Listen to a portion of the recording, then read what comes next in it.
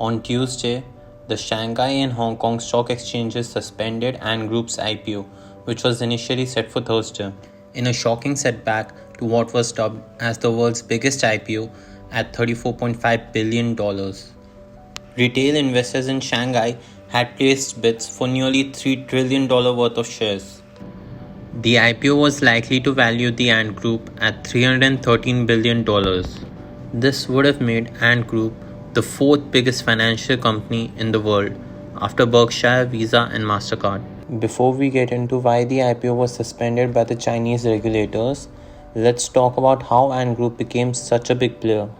It started as Alipay, a third-party online payment tool created by Alibaba in 2004. Today, Alipay has 1.3 billion active users. Alipay has built on its two main resources, access to funds and customer data, to branch into other financial services. Ant Financial was established in 2014 as a vehicle for the entire operation. The insect name is a metaphor for no transaction or investment being too small. When added up, they become significant. Ant Group now offers services across 5 domains: payments, wealth management, lending, credit scoring, and insurance. Yuabao, its wealth management domain, is one of the largest money market funds in the world. Ant Fortune, its wealth management platform, boasts over 4,000 wealth management products from over 100 asset management companies. Sesame Credit, Ant's credit scoring arm, was created to leverage Ant's access to personal data to create credit score profiles for borrowers as well as offering them financial advice. My Bank was launched to use big data and artificial intelligence to lend to small and medium-sized firms that were underserved by larger banks. Jianghu Bao, launched by Ant Group in 2018, is a mutual insurance platform designed to address the lack of affordable healthcare for lower-wage workers. Free to join and only charging premiums upon treatment, 100 million users joined in the first year alone. This ecosystem of service offerings is why Ant Group is worth so much today. The company cross-sells them extremely well. As many as 80% of the customers use 3 or more services and 40% use all 5.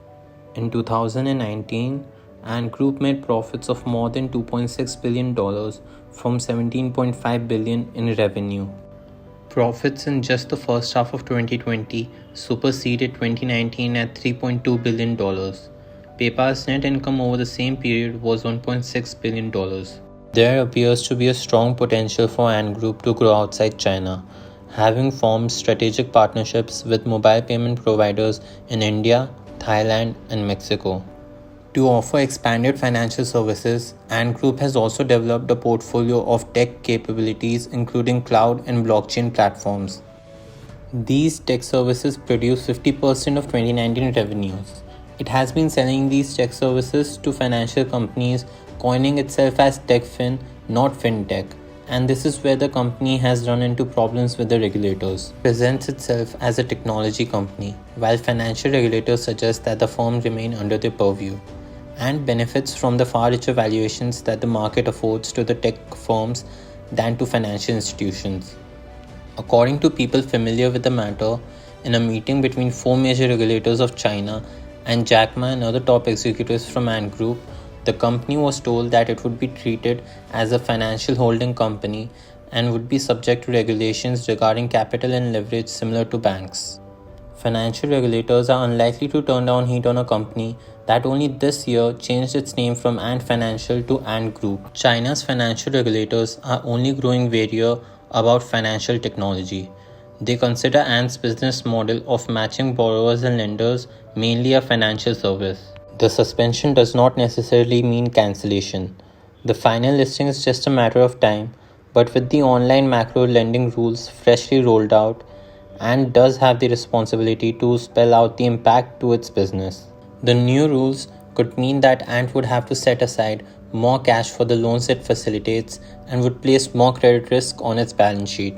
Ant can either clarify this by an announcement and/or supplement its prospectus, or they can delay for a period of time pending resolution of issues. Please like, share, subscribe, and turn the notification bell on if you enjoyed the video.